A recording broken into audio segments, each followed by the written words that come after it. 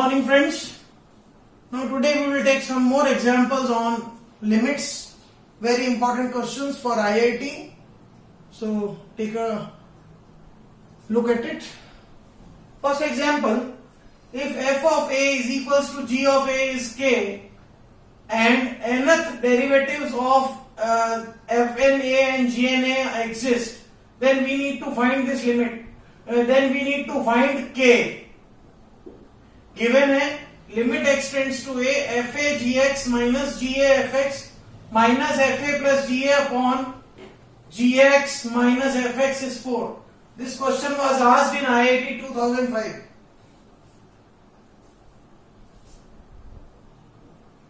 So solution is at x is equals to a, what is happening? F a g a minus g a f a minus f a plus g a upon g a minus f a. You can see we are getting 0 by 0 form. So we know that at this point we apply TL hospital rule. Apply करते हैं FA is constant, GX का differential G dash X, GA is constant, FX का differential F dash X, FA का differential 0, GA का differential 0 upon GX का G dash X minus FX का F dash X is equal to given है 4. अब question में जीए और F की वैल्यू के गिवन थी, वो मैंने के पुट कर दी. K G dash X minus K F dash X upon G dash X minus F dash X. Numerator में के कॉमन है, G dash X minus F dash X upon G dash X minus F dash X. ये दोनों cancel out हो गए और अगर मैं limit put करूं तो के ही आएगा और के की वैल्यू आ गई 4. This was a very good example which was asked previously in IIT 2005.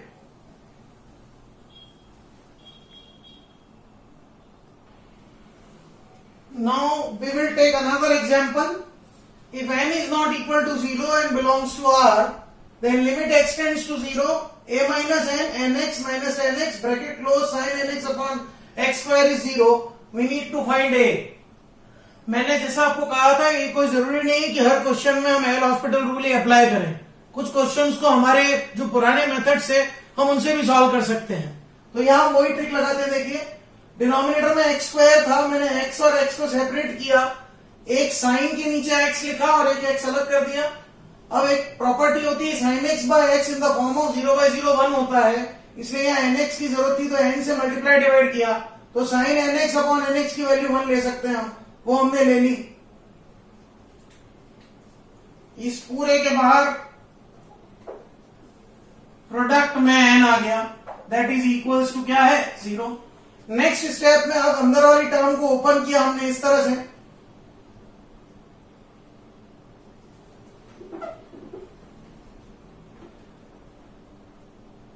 जब हमने ऐसा ओपन किया तो जो ये बाहर वाला एन आया था हमारा वो तो 0 में चला गया. नाउ अब अपने को क्या मिलेगा, N square x A minus N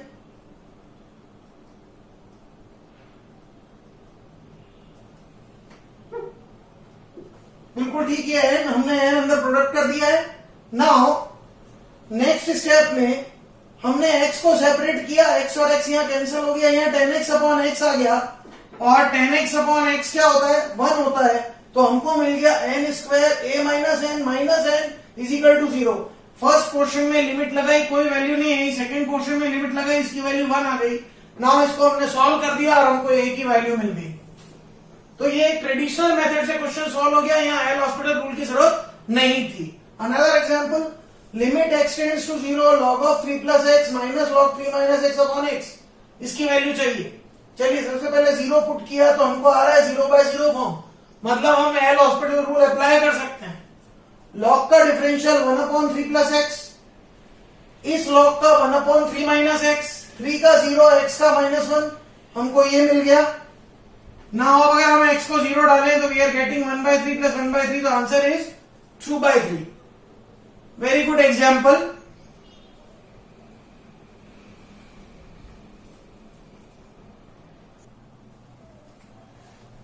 Now we will take two more examples. Limit n tends to infinity, 1 upon 1 into 3 plus 3, 1 upon 3 into 5 plus 1 upon 5 into 7 dash dash dash plus 1 upon 2n minus 1 into 2n plus 1. This is a bit of tricky question. In this tricky question, what we should do?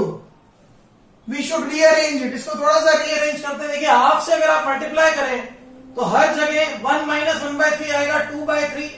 फिर यहां बचेगा 2/3 into 5, 2/5 into 7, 2 this. 2 से 2 cancel हो जाएगा. इस तरह की series बनाने से क्या हुआ, देखिए इंटरनली सारी टर्म्स कैंसिल हो गई. ये थोड़ा सा रीअरेंजमेंट था क्लास 11 प्रोग्रेशन चैप्टर से. तो हमारे पास फर्स्ट टर्म और लास्ट टर्म बची.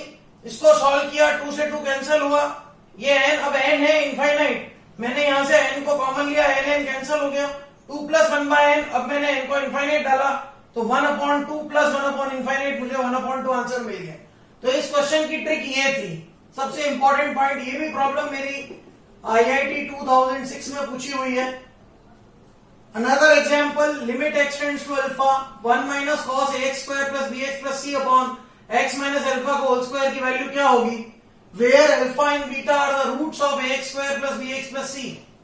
अब given है क्वेश्चन में कि alpha and beta are the roots of this equation, means I can write this equation like this in the terms of factors a into x minus alpha into x minus beta, because alpha plus beta होता है minus b by a और alpha beta होता है c by a. तो मैं इस ax² plus bx plus c की place पे ये लिख सकता हूं. नाउ 1 माइनस cos थीटा का फार्मूला होता है 2 sin स्क्वायर थीटा बाई 2. तो मैंने लिख दिया 2 sin स्क्वायर थीटा बाई 2. अब एक स्टैंडर्ड लिमिट होती है, limit x tends to 0 sin x upon x in the form of 0/0 1 होता है. या हम वही बनाने की कोशिश करते हैं, जो थीटा अंदर है वही डिनोमिनेटर में लाए, और जो दो एक्स्ट्रा चीजें लाए थे उनका आपस प्रोडक्ट भी कर दिया. अब मेरी स्टैंडर्ड लिमिट अप्लाई हो रही है, limit x tends to 0 sin x by x, 0/0 form में 1 होता है. तो यहां जब मैं x को अल्फा डाल रहा हूं तो ये देखिए न्यूमरेटर भी 0 बन रहा है, अल्फा माइनस अल्फा. डिनोमिनेटर भी 0 बन रहा है, 0/0 फॉर्म आ रही है, इसकी वैल्यू 1 होगी. हमने जब 1 पुट किया तो 2 यहां बचा हुआ था, ये 1 था, ये a² into alpha minus beta का होल स्क्वायर बाय 4. तो फाइनल आंसर आ गया a² into alpha minus beta का whole square by 2. These two are very very good examples related to limits. Limits chapter का बहुत ज्यादा यूज होता है. 12th क्लास का एक टॉपिक है कॉन्टिन्यूटी एंड डिफरेंशिएबिलिटी. उसके सारी प्रॉब्लम्स हम तभी सॉल्व कर पाते हैं जब हमको लिमिट्स का पूरा नॉलेज हो. तो अब हमारे नेक्स्ट वीडियोस में हम कॉन्टिन्यूटी चैप्टर को सीखेंगे और वहां पे भी हम इन सारी लिमिट्स का ऐसे ही यूज करेंगे.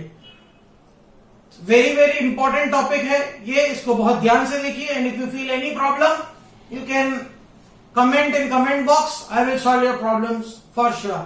Thank you. Have a great day.